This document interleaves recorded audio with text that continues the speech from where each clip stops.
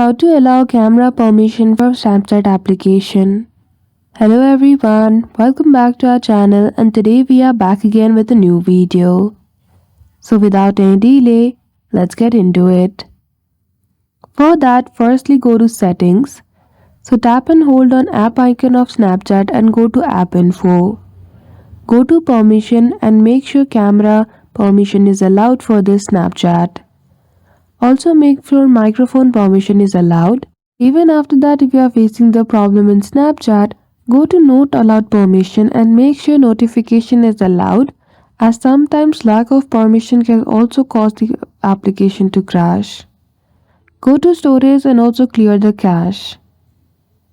And that's it. I hope you found this video helpful. If you did, don't forget to give it a thumbs up and subscribe to our channel for such tutorial. Thank you for watching till the end.